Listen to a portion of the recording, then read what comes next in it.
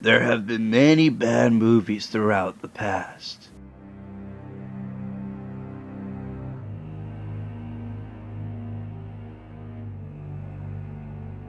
But there are some movies that are underlooked.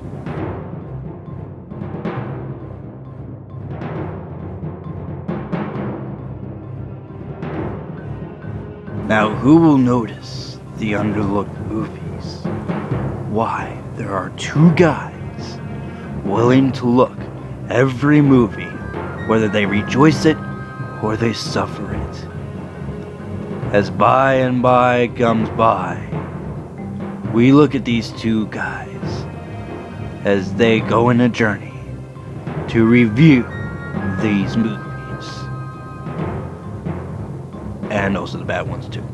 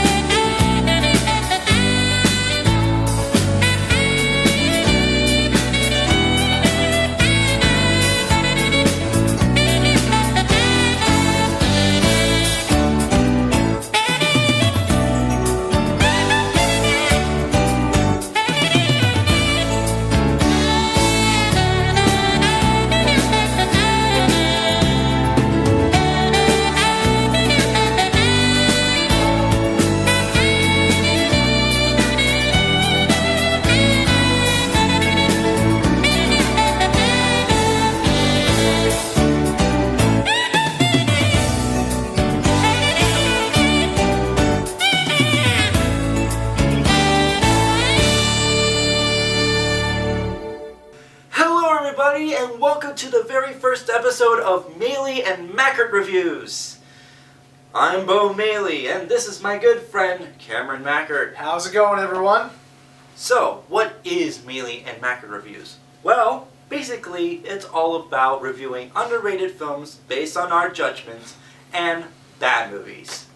Now, underrated films are, of course, films that are bad films, but have some redeeming value about it, something that we enjoy. No, don't get me wrong, they suck, but, of course, there's something we liked about it, we enjoyed watching about it. And, of course, bad movies are obviously movies that suck, that have absolutely no redeeming qualities about them whatsoever. Now, to his standpoint about underrated, not every movie is perfect, but there are some stuff that we love, that we enjoy, but we do talk about the flaws of the movie. Every flaw that we review. So, but today, we're not reviewing an underrated movie. We're reviewing a very bad movie. Today, we are reviewing the 1993 independent crapper known as Deadfall. Directed by a Coppola member named Christopher, Deadfall is about a movie building up for the ultimate con. And from looking at this film, the build-up is not worth it. There are only two familiar faces in this film. Former 2.5 Men star Charlie Sheen and his brother, Nicolas Coppola. Also by his stage name... Oh God. What? Nicolas Cage. Oh Lord, here we go. Okay, let me explain on what's going on with the film since it's getting attention.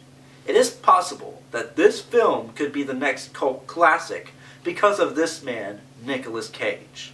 And from what I hear, we are in for a treat. I really hope that Nicolas brings a cult performance in this film. And so do I. Let's take a look at Deadfall. Wow. Mocking the music of Psycho there, I see. Most people like to think they have some degree of control over their lives. The truth is, we're all subject to the influence of others. Those who appreciate this can make a lot of money from those who don't. Oh, but any God. small-time People grifter who ever dug off get the used bottom to of this the deck can tell you because that. this douchebag What I will can tell you about narrate is the more price throughout we'll the pay is for movie. peddling confidence. Get really How used every to mark it. you fleece takes. This is one of our main characters, Joe, played by Michael Bain. He and this crazed nut is trying to get some coke. I'm seeing angels. When all of a sudden... He's wired! It's a setup!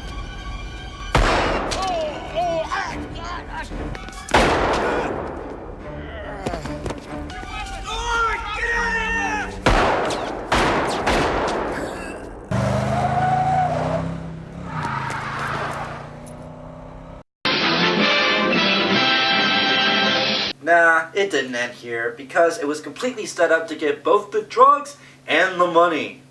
Or is it? You shot him. There's real bullets in here, man.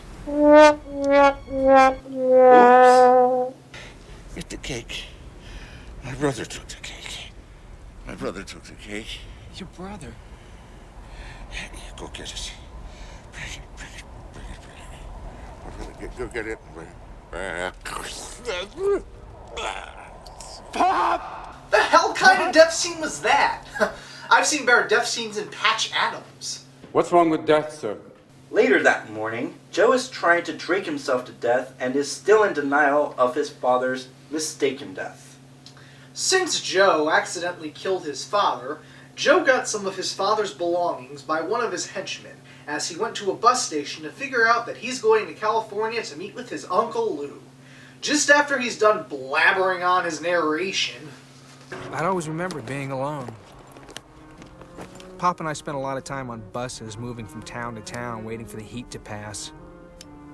Pop was the teacher, I was Wow, I haven't been this bored to a narration since Alone in the Dark. So it was a... So after he finished his, I don't know, 7th time narrating, Joe looks around to find anyone who knows his uncle. But first, let's look at this scene. Do you have a nice hot one? Salted or unsalted? I don't care. Long as it's lucky.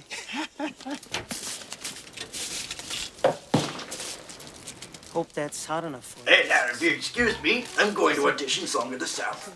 So, when Joe notices someone about Lou, we see...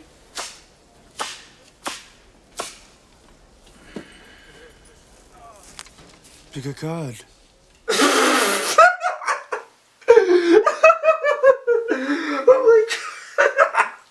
Oh, wow. Oh my god! Here he is, ladies and gentlemen, Nicolas Cage. Oh my god, he looks like a Tony Montana reject. I mean, look at him. He talks only by showing his teeth, he has an obvious fake wig on his head, and the sunglasses. I don't know what to say. So this is Eddie, played by Nicolas Cage. He is the main helper for Lou. When Eddie's trying to meet with Joe, he does his card trick. If it's a high card, I'll tell you who I am. And if it's a low card, I'll tell you who you are. Is that a deal? Joker. Joker. Hallelujah. Wow, I haven't seen a boring card trick like that since Akbar Khan.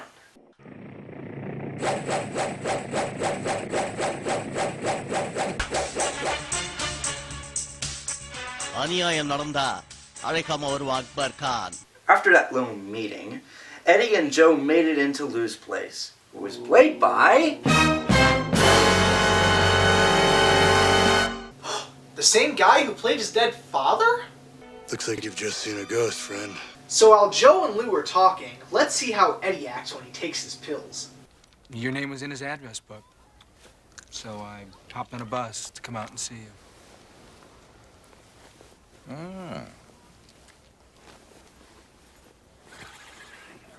What the hell type of reaction is that? You know what? Let's try to replace another Nicolas Cage reaction with that scene. See you.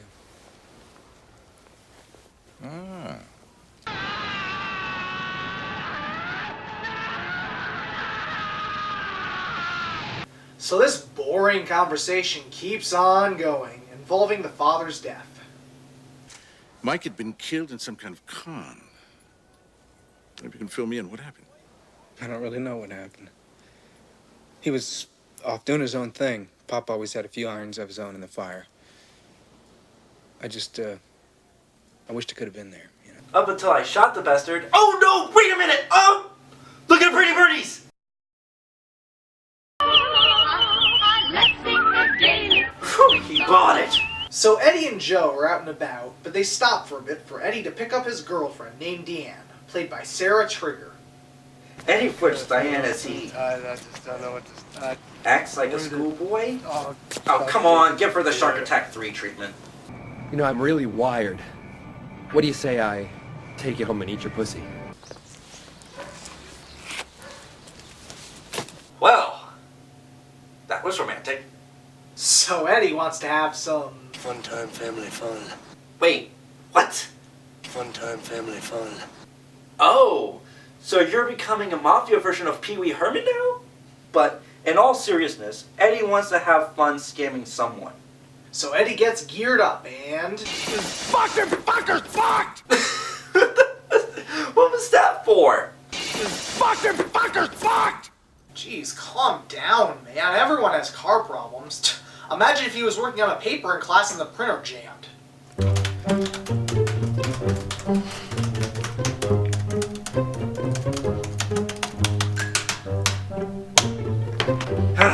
Well, I've finally done my project. Now let's print this bastard.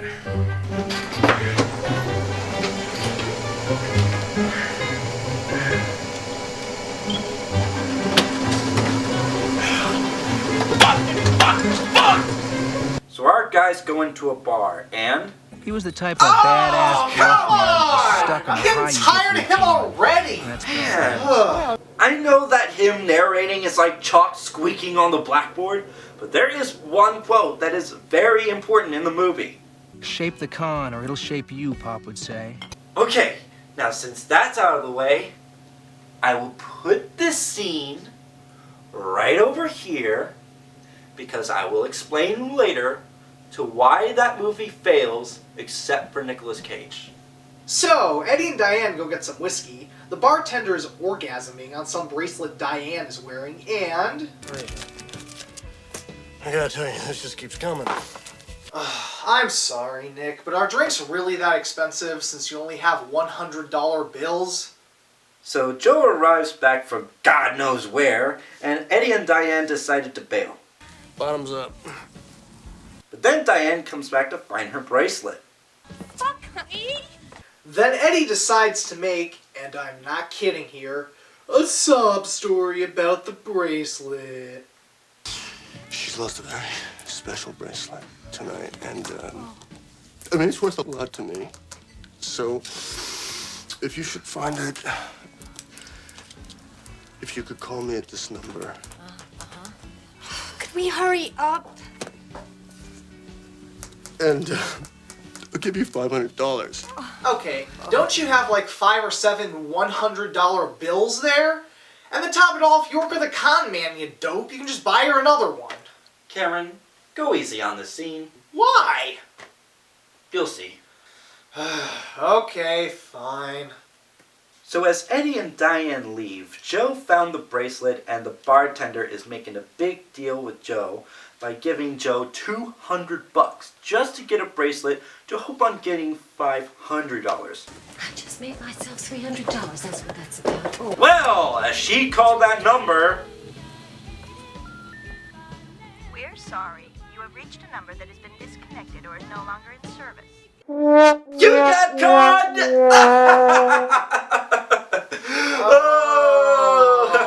It was a con. Yeah. Well, now I feel stupid. Now, if you'll excuse me, I'm gonna go eat a 100-year-old egg. Oh, God.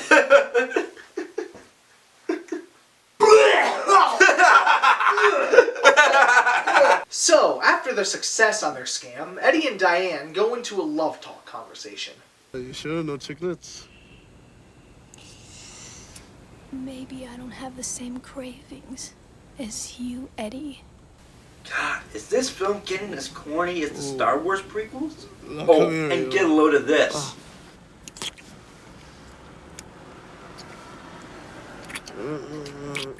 Mommy, we'll go home soon, Mommy. We'll go home soon.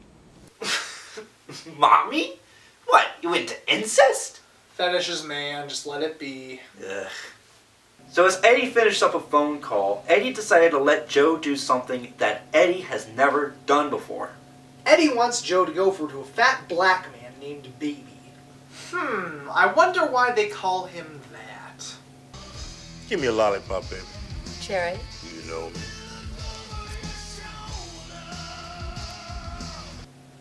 Charming. Baby owes $1,500 of rent, but acts like he doesn't owe anything. So, it's up to Joe to get that money. Excuse me? Eddie gets back into the car as he decides to snort some coppers. I'm not getting off.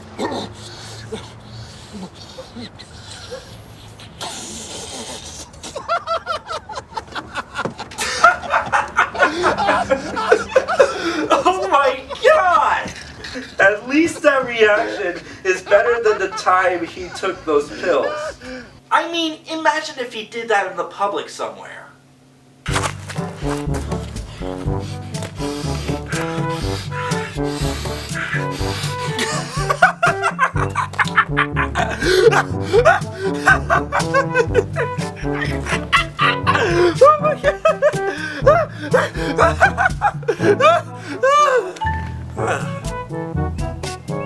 Oh, look at Bertie. But Joe comes back to the car as he got the money Lou needed. No! What was that? Hold on. It's a bullshit alert. Let's go check.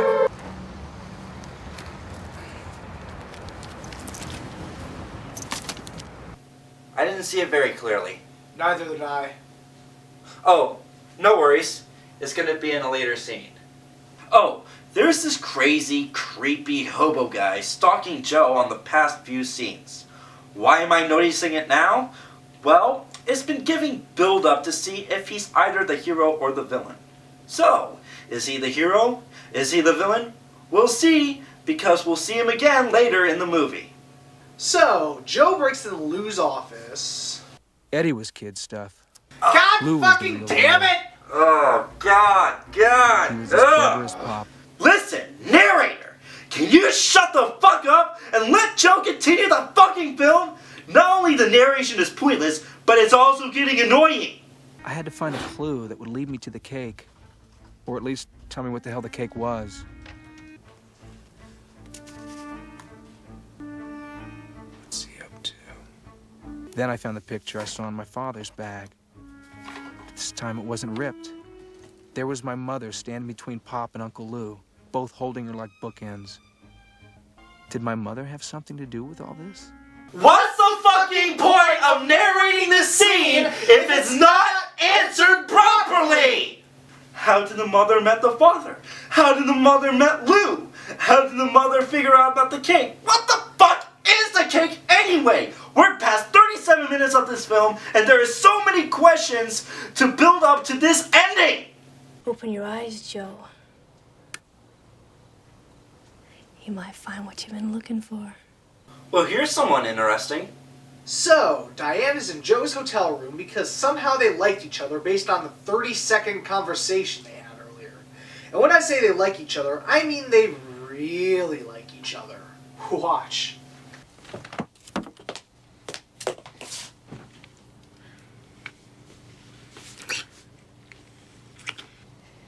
You're hurting me. Well, the truth can be painful. Diane likes it Jodie area style, huh? And of course, they have sex.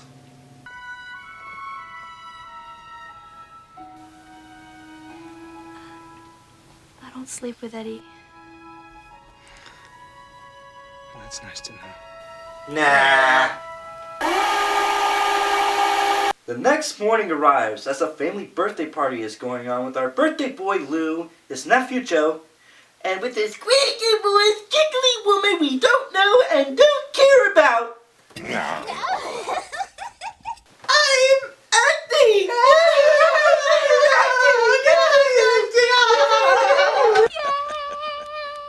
So after that nonsense, Joe brings a surprise gift. Why, none other than... Happy birthday, Uncle Lou. What's this? The baby sends his regards. $5? Wait a minute, let me see. Whoa! Maximum overdrive on bullshit level. Yep, this is the scene, alright. Okay, baby owes $1,500, right? But all we see in this scene is $5. 5 $1 bills, not 1,500 fucking dollars. And what I don't get is, how did Cage have all the $100 bills, but for Joe, not on this fucking scene? It's like you're expecting to see an expensive ring because of all this expensive jewelry that is in different scenes on Lord of the Rings. But it builds up to a fucking ring pop. I am not seeing any cult performances. It's time to wrap this up quick.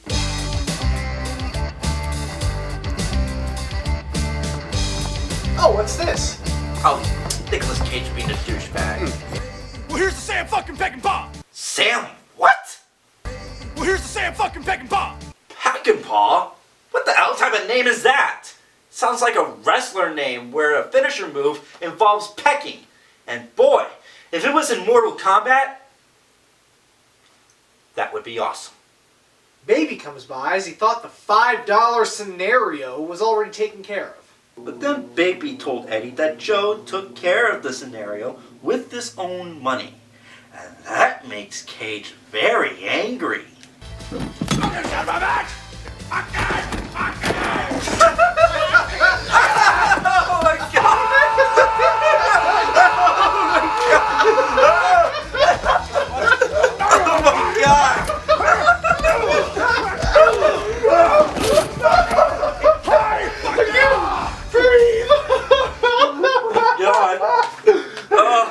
The entertainment levels are rising because of this cage rage occurring on this scene. Oh man. Oh jeez. I wonder what Eddie might be like if he messed up on piano practice.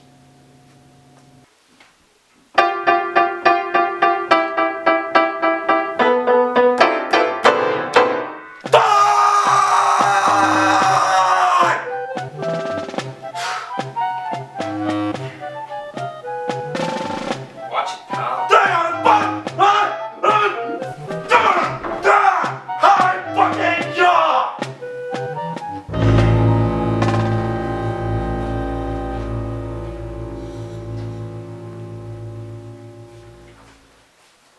And it looks like entertainment's going to increase more because our hobo stalker is choking Eddie.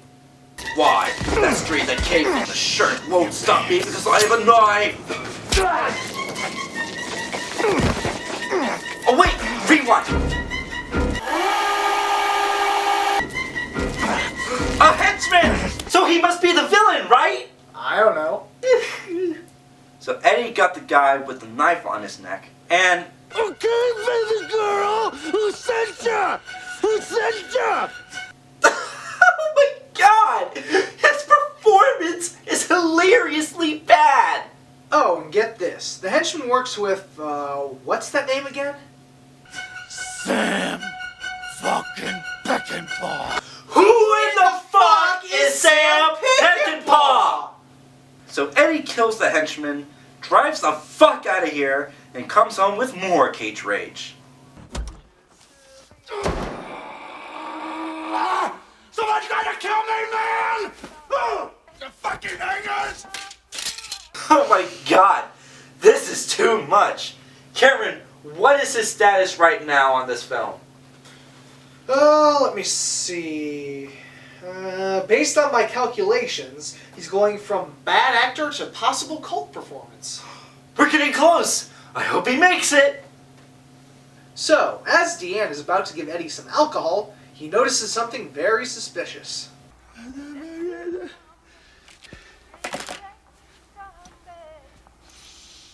didn't know you smoke cigars, babe, particularly Louis brand. That's right. He thinks that Luke fucked Eddie's girlfriend. Shut up! Shut the fuck up, man! Now Eddie is getting out of control.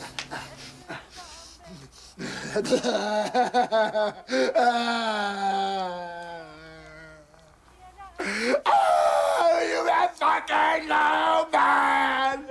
Oh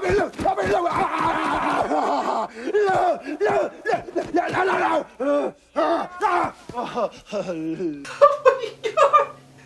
I haven't seen this much of a lousy performance since Blue Velvet. Get ready to fuck! You fuckers fucker! You fucker! What am I, a fucking retard, man? Am I a fucking retard, huh? I know what this is! Lou trying to stop me out because of his crazy little nephew being around! Well, vive la fucking French, man! Oh my god, this performance. Oh my god. Beau, What? Cage is getting close to cult classic. Oh my god, we're getting closer! So, Eddie tries to kill Diane, but haha, gone to you. I'd really love a reason to blow you away. Did she read the script wrong? I'd really love a reason to blow you away. That quote sounds like she wants to blow him instead of blowing his brains out. And trust me, there are a lot of blowjob references in bad action movies. So, as Eddie leaves, Diane quickly goes to the Joe's room while he's counting cards. Oh, hi, random pointless scene. Shit! As Diane tells him that Eddie's going to kill his uncle. Better be quick, Joe. He's getting closer. Oh, there he is. You filthy double-crossing little fucking filthy double-crossing filthy fucking goddamn fucking filthy little brat! You never cease to amaze me, Cage. But that's not all. Eddie decides to do his card trick again, but with more of the Cage raids, it'll make it more exciting. Pick the fucking card! Well, hallelujah, man! The Joker's wild! You trying to take me out of the game? And squeeze in your fucking nephew, huh? This is about Joe? Oh, God. Eddie, after all we've been through together, come on, man. Bullshit. Bullshit. Jesus Christ, you stupid fucking hothead! Come on, what is this? What the hell is going You're on? getting too close. Getting closer. Eddie, Don't get too Holy close. shit, what's going on? You are my mercy! What does it say now? He's done it! He's reached Cult Classic! Yay! I mean, from this scene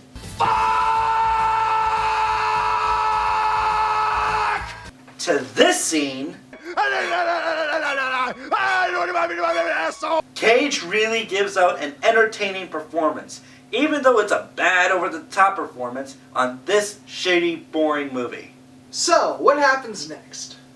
So it looks like we're at the same place Eddie and Joe first met, as Eddie is about to fry Lou's face off. I wonder who came up with an idea that also mentioned having their face off. But as Eddie is getting ready to kill Lou, Joe comes in to stop him.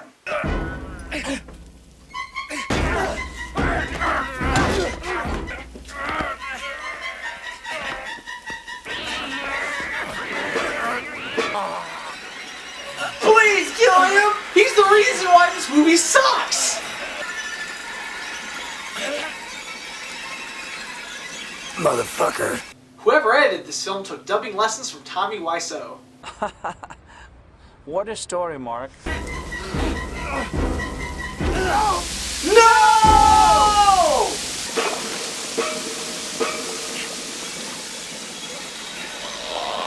Ew.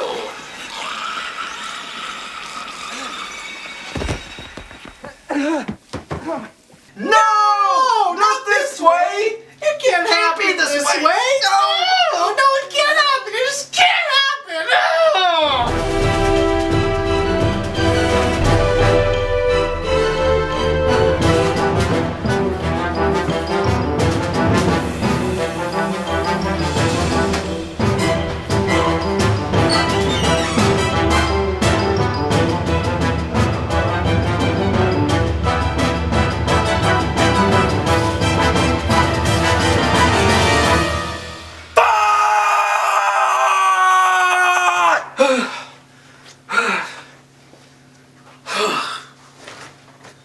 Sorry, I had to do that. I knew you'd do that. So after Joe killed Eddie, God, I can't believe this. Lou decided to offer Joe some help on a very serious con he's doing. Listen, you might have to help me on this one, kid. I need somebody to bring in the mark. It's the classic possum trap, man. You'll have to kill me. Well, if I fake my death, you know the game. Boy, it feels a lot like deja vu, huh, Joe? So after Joe said yes, Because I remember Pop setting up the same Oh, damn con, God. telling me my part. He'd never let me say no. Joe gets in his room and gets randomly gun pointed. Okay. Take it easy. Joe? Diane? What the hell is this? I thought Eddie might come back. Eddie's dead. What? Eddie's dead. And Lou owns me. What happened? Well, gee, Diane, I thought the moment that you pointed the gun at Eddie, you hated him. You wanted to blow his brains out. Beau? What? Remember this scene? I'd really love a reason to blow you away. Oh, I'm sorry you wanted to blow him rather than blow your brains out. Well, since this is a deep concern for you, I'm going to ask a question to Joe. So, Joe, do you know what caused Eddie's death? I don't know. What do you mean you don't know? I don't. Bullshit! We know that you killed Eddie on that fryer. Thanks to you and your shitty-ass narration, this film will be considered dull because NICOLAS CAGE was only involved in 3 major scenes. Beau. What? Let it go. Eddie shouldn't have to die. It's his performance that can make the movie work. Just let it go. I gotta take a piss anyway. I'm going to the bathroom. Continue on with the review. Alright, so while Beau's in the bathroom, let's see what happens next. So, Joe gets paranoid because of Diane pointing a gun at him. Don't push me, Joe! Motherfucker, point a gun at me! Or his horrible acting. Geez, Joe, maybe you need to drink yourself to death again. So, we go into Joe's nightmare, which is shot like he took LSD, as he remembers his father's mistaken death, and...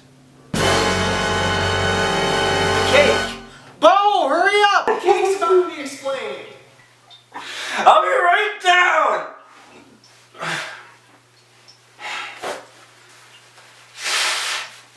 Ugh.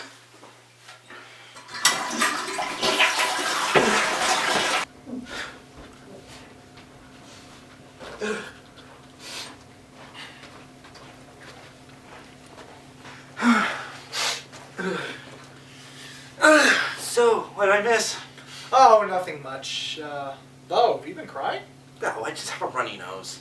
Oh, I see. Okay, so, with this cake explanation out of the way.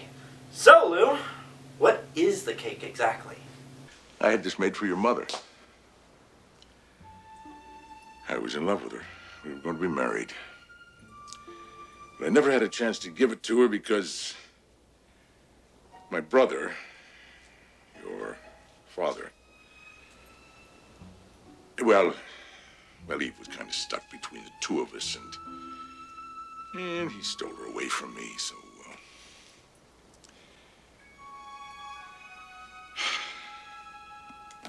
God, I loved your mother. Oh, more than anyone I have ever known. Oh! It was an engagement ring. Well, that's one explanation down. So, after that, Lou gives his description of what the con is going to be about. Who's the mark? A man named Dr. Lime. He deals in hot diamonds solo. He was hipped to me by an old friend of mine, Harry Shaw. I've heard of Harry. Yeah? Yeah, well, Harry was in on the game, except his old heart gave out on him, and... But who say I'm fucking Peckinpah? So, Joe is at the billiard room as we meet Morgan, played by Charlie Sheen. They play a $1,000 per point billiard game, which is boring. And Charlie's acting is... One of the rare occasions in which 1 + 1 = 1. Welcome to paradise, Mr. Joe. It's all geometry, really. Isosceles triangles, pentagons, octagons, etc., etc. But that, my friend, was poetry.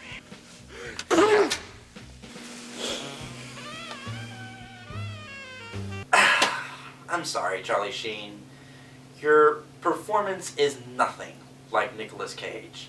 It's bland, it's boring as hell, but most of all, it's forgettable. But you're still badass, though. Fuck yeah! God damn. I'm good. So after that game ends, Joe meets...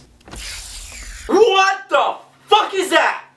It looks like someone made a technological version of Captain Hook. Joe meets Dr. Lime, played by Angus Scrimm. They talk about the diamond Joe has for Lime.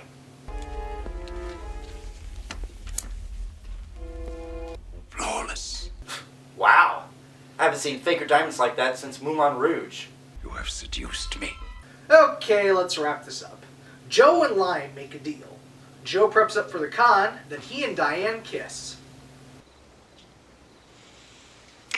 Aw, how blatantly romantic.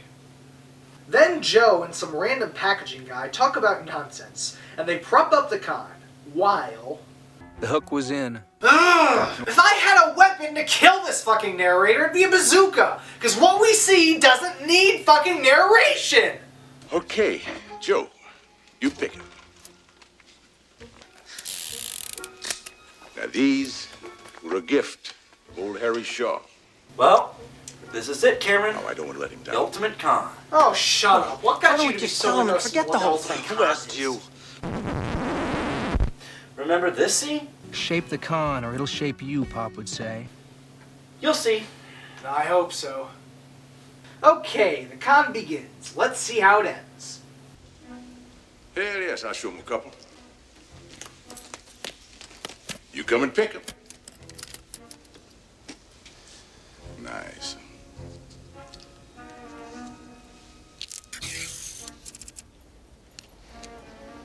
Beautiful.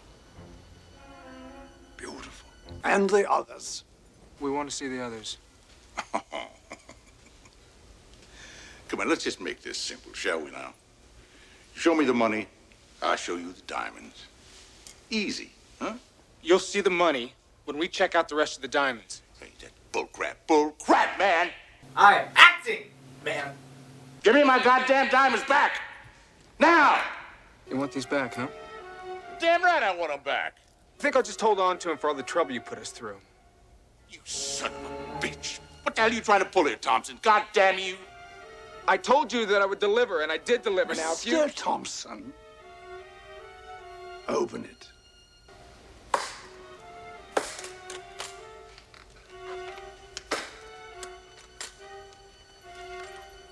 Here's the deal. I hold on to the money until my boss tells me all the goods are undamaged. When he gives me the sign, you get paid. Candy from a baby.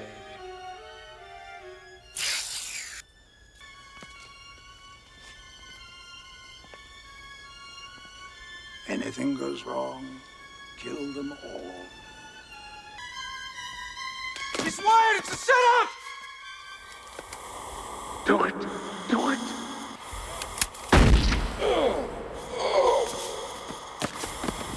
No! You fucked up, Joe. Big time. So as Joe runs away, he spots the red-headed lady and chases her into, some type of basement, as Joe reveals who she really is.